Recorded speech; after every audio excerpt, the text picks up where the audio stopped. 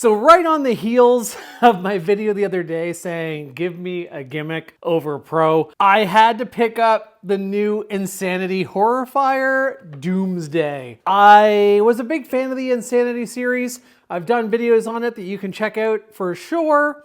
And I had really good things to say. They're visually really impressive, had a lot of fun with them. They have a little bit of that X-Shot problem where they're maybe not as durable as their Nerf or Dart Zone counterparts under really heavy play. But other than that, they were pretty solid offerings and a really good price point too. Low enough price for the most part that I just wish that I could pay a little bit more and have things be a little sturdier. This blaster was 24 Canadian at Walmart, and I absolutely love the look of it. Pump action, cylinder, we got a little fake skull up there just in time for Halloween. There's a little picture on the back of it in all its glory. I love that it has a foam buzzsaw up there. A little tricky to use it for tags because there's a lot of plastic all around it. But honestly, I still kind of allow it if people are careful. Let's open this up and take a peek at it out of the box. Hey, here we go. It is, as I expected, it's light. It is, oh, this is very reminiscent of the Nerf Sling Fire. This tape around here, that's very, very interesting. But I mean, I don't know why I'm sounding like a detective. It's obviously a little bit of a play on Zombie Strike.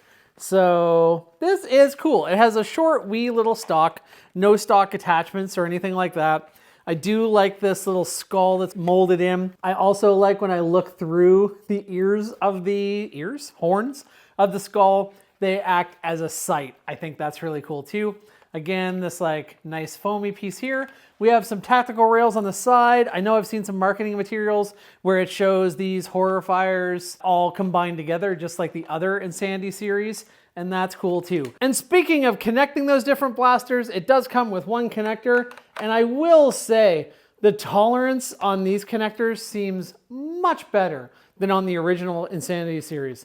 Those ones had a lot of floppiness to them, and these seem to go on quite snugly. So I'm guessing when you put this together with the other blasters in the series, they won't be quite so wobbly. Has an 8-round cylinder up here, just like the lock blaster, the lever action blaster. Kind of has a similar size footprint as that one. I found that one worked pretty well.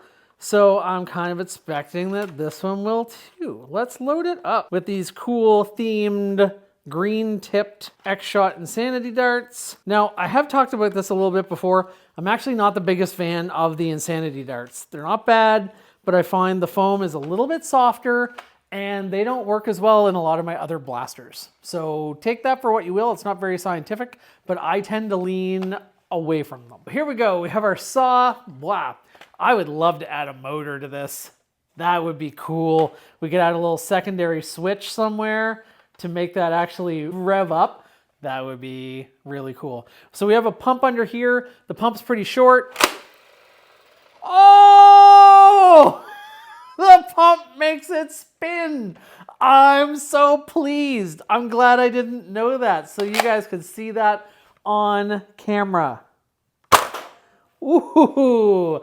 And it seems to have a good amount of power and be pretty accurate.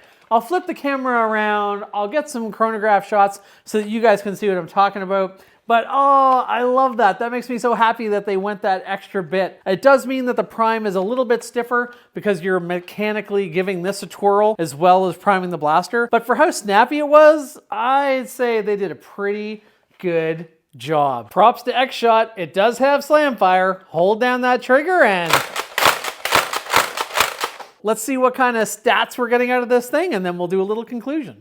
Ooh, 81, 80, and 77. Pretty good. So I'm gonna try to aim down the sights using the camera. That's really awkward, but let's see how it goes.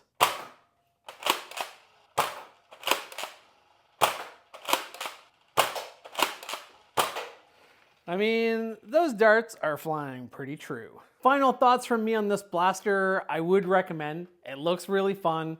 It's going to be especially fun to run around in the Halloween season with it. Love this gimmick. I always love foam melee. I always allow, if people are careful, a little bit of a tag with those. If they're really up close, like if they sneak up on somebody, I allow a tap with some foam melee. I'm impressed with the performance. Really solid 80s across the board. I shot a few more than I even showed there. And that's great. That's higher than our old Elite standard and still high enough that it's keeping up with most of our N-Series blasters.